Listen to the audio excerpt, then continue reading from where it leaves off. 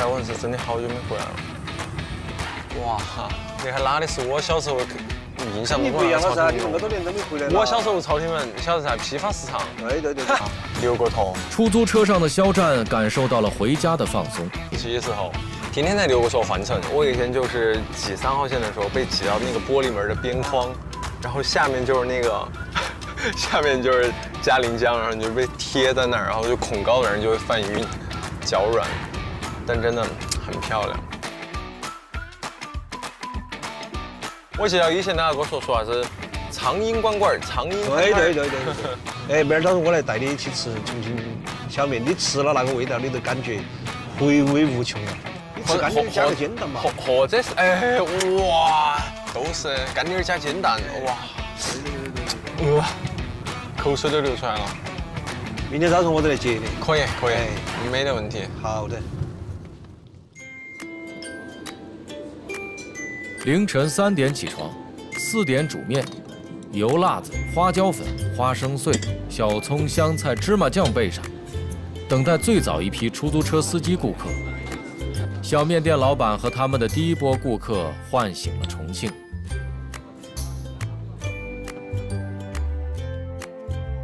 老板，2两小面。我也要2两。我加个煎蛋。要不要海椒啊？少放点海椒。为了能吃上记忆中的板凳面，肖战起了个大早，趁天没亮，跟郑师傅一起过来。起硬点喽。我要起，你要起。过了。他那家面还是可以，早晨我们平时早晨基本上都是在那吃。一般那个店儿几点钟开吗晚3点钟。3点钟就开了。哎，他只开到下午2点半的嘛。那还是多辛苦。好来。哇，谢谢。重庆小面最早是为吃不起肉的穷人准备的，用调料调出来的味觉盛宴。高低板凳当桌椅，开宝马和蹬3轮的坐一起，这是重庆街头几十年不变的烟火场景。你喜欢吃干点？主要有时候觉得哈，那些味道啊，它对于其实这种老重庆来说，不仅仅是那种味道啊，它有时候是一种记忆，一种回忆。你不晓得，那会儿早晨我也在这吃面，吃面碰到2个外地的，他第一次在重庆来吃那个麻辣小面，哎呀，把他们2个骂惨了，真的记不了。你看我现在眼睛水都有点出来了。他们2个还不是一样的，2个吃得遭不住了，就是那种自个喊，哎呀，啷个恁个辣呀？吃得那种2个眼睛是直梗的，就是那种。我说有没那个伤心了？我吃的那个，真的记不了。在过去的几百年间，溯江而上的外地人经过漫长的航行，看到巍峨壮丽的朝天门，就知道一个大码头到了，将有一个更大的舞台等待着自己。这边老的跟新的相汇合，这还挺奇妙的感觉。就是以前暑假的时候就会过来学画画，就住在传媒里面。这儿就后街。哇，好久没来了，我都有好多年没有来过了。有一段时间说老传媒要拆了，全部搬去大学城，其实还挺伤感的。交通茶馆，你看交通茶馆还在呢。这以前还是个网吧呢，我还在这上过网。真的过得好快。胡记蹄花汤也特别好吃，每次来都要吃，现在还排队。以前我就在这上面的一个画室，复兴楼，就是我说的这上面有上百家画室吧，应该都在这里面，太吓人了。没变，其实这条路还是没怎么变，还是这个样子。对于少年时期的肖战，进入黄觉坪，就感觉进入了梦想开始的地方。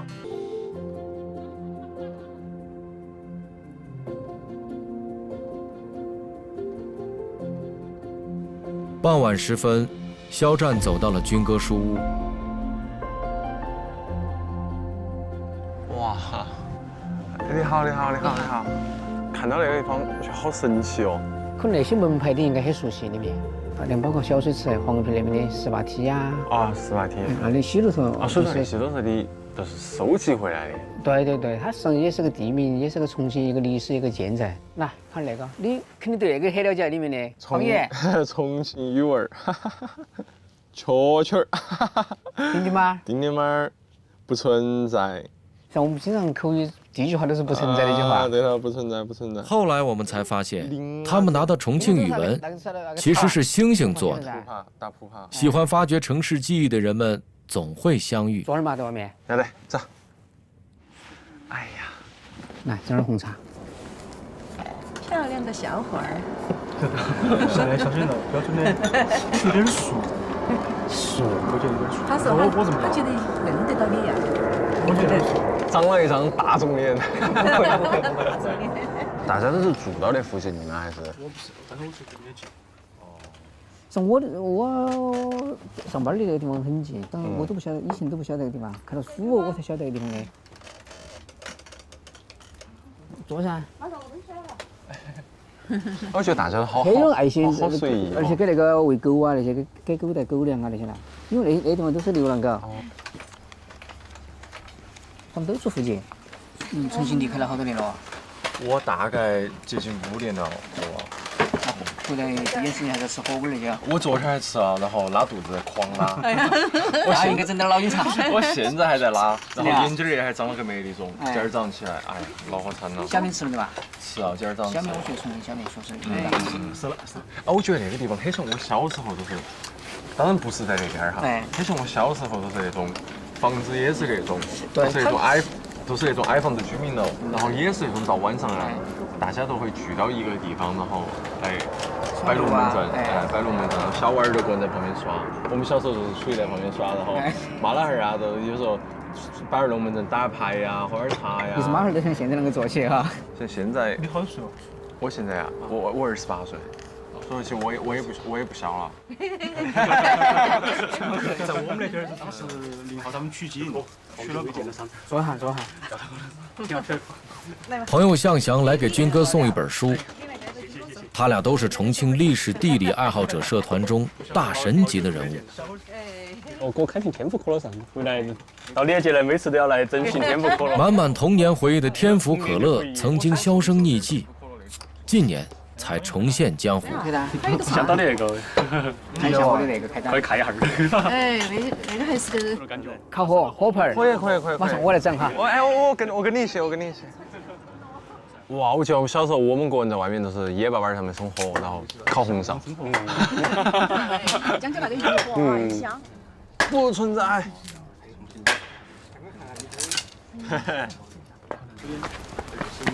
军哥现在每天都在那儿吗？基本上。哎，精神都在的。哎，我觉得那种好好哦，就感觉就是可以归了哈。都是啊，就是周围那些熟人又多，大家都是感觉都像我们那个70、80年代那种感觉。对头。你好认点手哦。我晓得哎。哇，那猫儿好乖啊。都是流浪猫。咪咪。高兴惨了，它开始咕咕咕了。高兴惨了，咪咪。当时你们渝洞那边住的时候，对哪些东西最感兴趣？其实我们也是靠到江边啊，比如说晚上放学呀，这些江边去谈水啊、游泳啊，然后有防空洞啊，也在那边耍。我记得防空洞，我小时候的时候，其实都是一个现在人的纳凉的一个地方。只要路过防空洞，哇，那个风，就是那种凉风刺骨的寒冷。它整个来说，防空洞在渝中区的时候，包括那个啥子医院呐、后头学校啊，包括工厂，全部在里头。所以说，在那个13年的时候，整个重庆人口只有42万，但是防空洞所能容纳的人口是44.5万，所以整个来说都是一个地下城。所以很多都不晓得，原来我们小时候都喜欢装防空洞。哇，那个好带感哦，那个感觉。都是啊。有点那种地下城与勇士的感觉。而且还有那个里头的故事很多，我感兴趣的话，明天都可以一起去走一下。可以。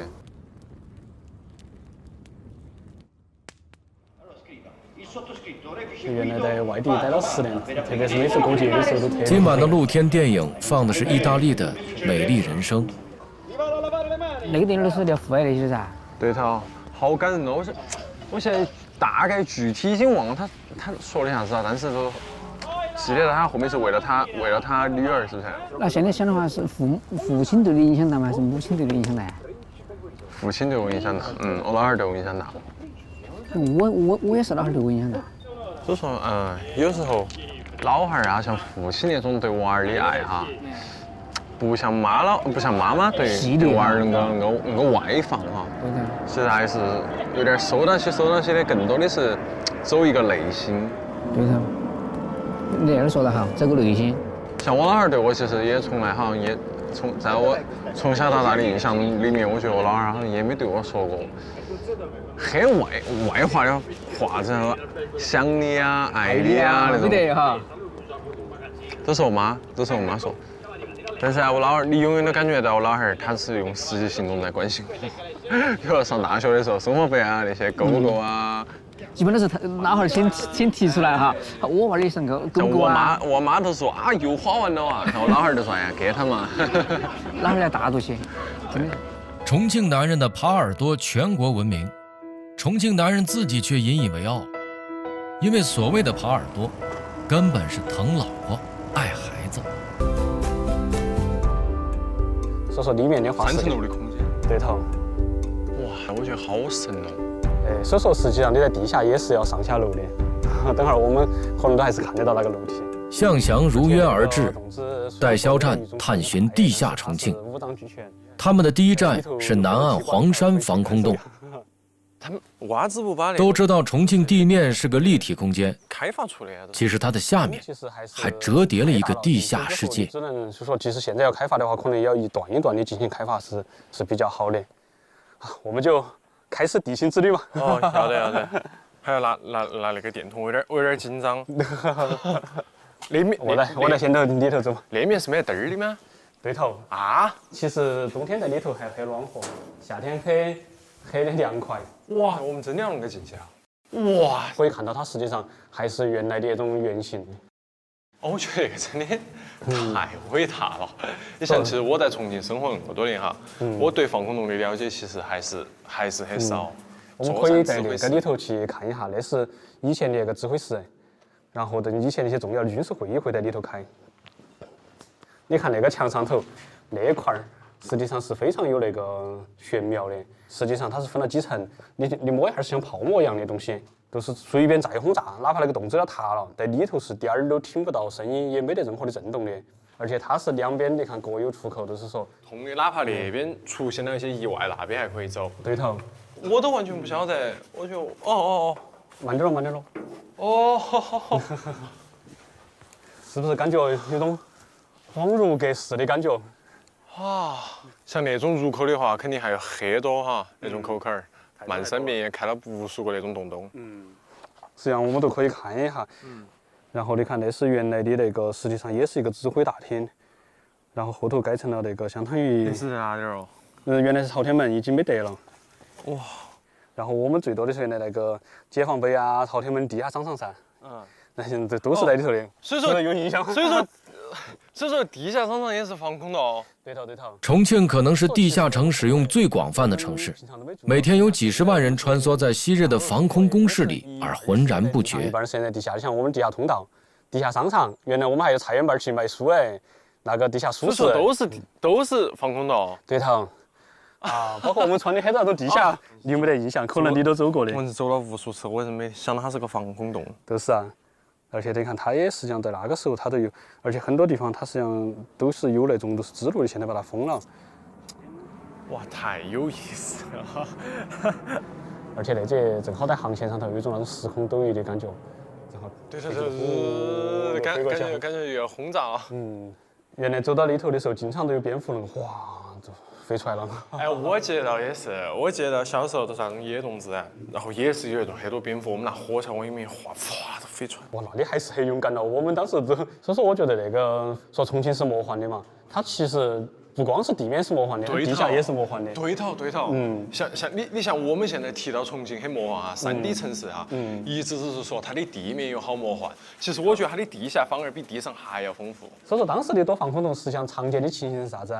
都是警报一响，都本能反应全部都往防空洞里跑，然后全城人都在跑，所有都是拜访的一些老人来，他说起躲洞子那段经历，他都不是觉得那是一段苦难的经历。他说每次那个警报响他说他都特别期待。我说你轰炸的话还是很期待。他说因为隔壁班他有一个很心仪的一个女孩。那个真有点像我们有时候比如上学的时候出早操哈，苦中作乐的感觉哈。所以说当时我觉得重庆人现在那种性格也有那种一种传承。我们应该往哪边走啊？那边是不是？对，我们应该是往那边走过，走了，感觉有2个动作，我们感觉都有点迷路了。对的，应该是往那边走，往那边走。哇，哇哦！哇，终于看到哇，大老鼠跟飞老鼠。其实原来那个地方是个通风口，后来把它封了，怕漏水。加油，加油！哦，不要下它了，它会掉下来了，嘿。走了，快点走了！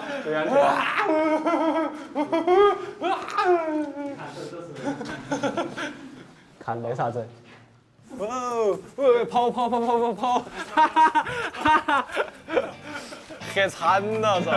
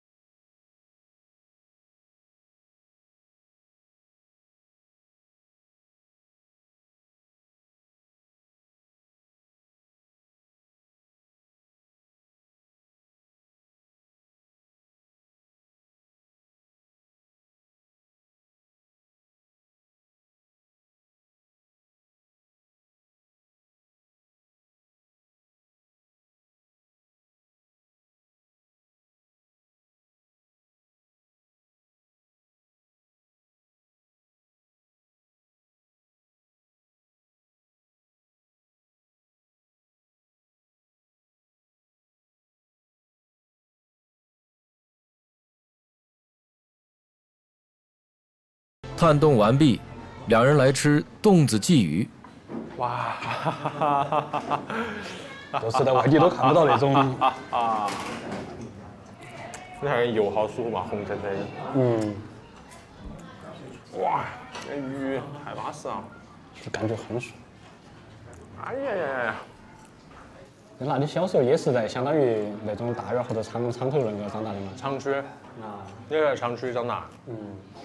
其实我觉得这个也是重庆当时一料很多人，因为重庆它是一个工业城市，特别是一个军工城市，很多人都是那种大厂那个厂子里那个长大的嘛，都认得到，街坊邻居全部，基本上妈老汉儿他们都相互都认。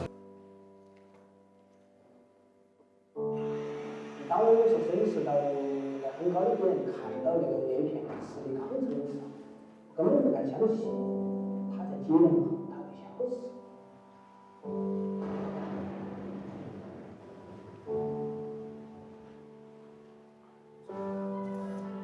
所以这个城市真的是无法用一个词语来形容它。如果硬要我想的话，我觉得是一个复杂的城市。反而我不会用网红城市来形容它，网红城市概括不了它。我觉得重庆它是一个很有自己内心的那个核在的一个城市。回重庆，你要说有什么特别开心的，也没有，其实就是一种回家了的放松感。我也喜欢这里的每个人呢。我觉得他们都很真诚，都非常有自己的特点，就是特别的豪爽、耿直。在重庆的最后一晚，肖战去坐长江索道，往下俯瞰，沉静的老城区和新起的高楼杂糅，魔幻地被压缩在同一个时空。所谓网红的背后，是一个城市悠长的底蕴，憨直倔强的精神。大众对我的认知其实就是一个看起来可能文文静静的这样一个，但是其实我骨子里面其实是很重庆人的那个性格，其实特别刚烈。当我如果在外地听到有人说重庆的不好，或者是在我面前有吐槽的话，我就会很愤怒，或者是很义愤填膺的告诉他，我说重庆就是很好。